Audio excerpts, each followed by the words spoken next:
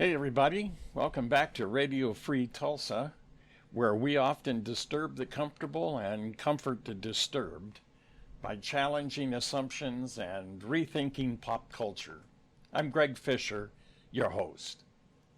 So let's dive right in to bring the theological lens and make sense of those cosmic questions we love to ponder. Today we're diving into something pretty wild. What do Marvel superheroes and Roman gods have in common when you look at them through the divine council scene in Psalm 82? Picture this. Divine gods who are supposed to rule justly, but they screw up big time. And modern superheroes who carry godlike powers but have plenty of moral messiness. Both the Roman gods and the Marvel superheroes live in a morally gray universe. But what if both are subject to the same kind of divine judgment that Psalm 82 talks about? That's a pretty wild thing to think about. Divine judgment falling on both Marvel superheroes and Roman gods. Let's set the stage. Psalm 82 is a brutally honest scene where God stands in the council of gods, lesser divine beings tasked with governing the earth. But there's a catch. These gods are being called out for failing to protect the vulnerable, for playing favorites, and for corruption. Let's read from Psalm 82. God has taken his place in the divine council. In the midst of the gods, he holds judgment. How long will you judge unjustly and show partiality to the wicked? Selah. Give justice to the weak and fatherless. Maintain the right of the afflicted and the destitute. Rescue the weak and needy. Deliver them from the hand of the wicked. They have neither knowledge nor understanding. They walk about in darkness, and all the foundations of the earth are shaken.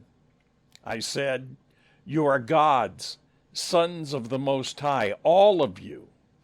Nevertheless, like men you shall die, and shall fall like any prince.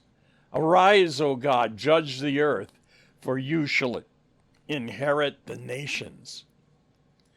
The charge here against the divine beings in the divine council is that they have perverted justice. One of the things that makes the Marvel universe so compelling for postmodern readers is it attempts to answer that cry for justice that we often hear from our culture. But whose justice? If justice is fluid, that can mold itself to conform to conditions around it, then is that any kind of justice at all? Or is justice, like truth, concrete? Is there a standard of justice, of law, to which the downtrodden may appeal? Well, the writers of the Bible certainly thought so. Now take Roman mythology. Gods like Jupiter, Mars, Venus, they definitely have power and wild personalities, but they act selfishly, fight dirty, and they totally ignore the little people, the disadvantaged, the disinherited, the downtrodden. From a Psalm 82 standpoint, these gods would be guilty of what we might call cosmic injustice. They neglect the poor and the vulnerable and favor the powerful, usher in chaos rather than order. So no wonder St. Augustine later called them demons and liars. They were basically failures in divine governance before Rome fell apart.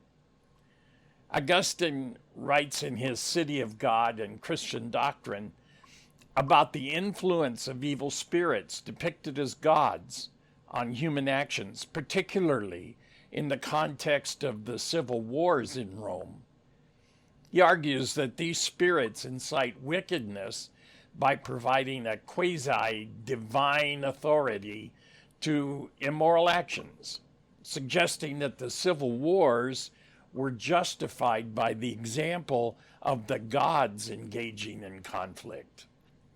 He goes on to critique the moral decay of the Roman Republic, asserting that the gods, rather than promoting virtue, contributed to its downfall by corrupting the societal morals.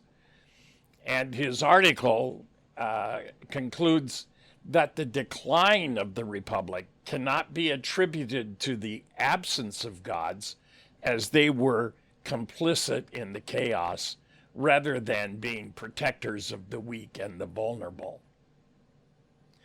Fast forward now to Divine Comics, to Marvel Comics. Fast forward to Marvel Comics, where you have godlike characters, Thor, Odin, the Celestials, who all wield enormous influence and power. But let's be honest, they are far from perfect. Marvel heroes often struggle with pride, with mistakes, with collateral damage.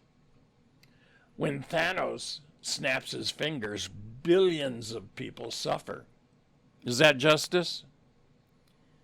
When Odin rules Asgard with an iron fist, who watches the Watchers? Marvel stories actually dramatize Psalm 82's judgment theme. Great power demands great responsibility, and whether they're heroes or villains, these characters sometimes fall spectacularly. They fail to protect the innocent. Here's the punch. Today we don't worship Roman gods or Thor, but what about the superheroes or the celebrities or politicians or corporate leaders or modern culture figures? Aren't they kind of like a divine council that's shaping our society? And what is standing behind some of this? Is it like in Rome? Is it fallen divine individuals who were once tasked with justice and care, now abdicating their responsibility? Just like Psalm 82 warns, when those with power fail to care for the weak and vulnerable, they're subject to judgment, whether it's divine, societal, or historical. So maybe we should ask, are our modern gods living up to their responsibilities? Or are they just as flawed and destined to fail as those ancient gods? Psalm 82 gives us a timeless lens. Power always comes with accountability. Whether the gods of old, superheroes, or the powerful people who shape our world, justice remains the ultimate measure. And if they don't govern justly, well, we know how those stories tend to end. So thank you for joining me on Radio Free Tulsa. Keep questioning your heroes and the powers that be. Until next time, have a thoughtful and stay free. And remember, even gods have to answer for their actions. Basically, God says, you're all going to die like mere mortals if you keep that up. That's some serious accountability for beings with cosmic power. It's a reminder that power doesn't make you above justice. It makes you accountable for justice. I'm Greg Fisher, and this is Radio Free Tulsa.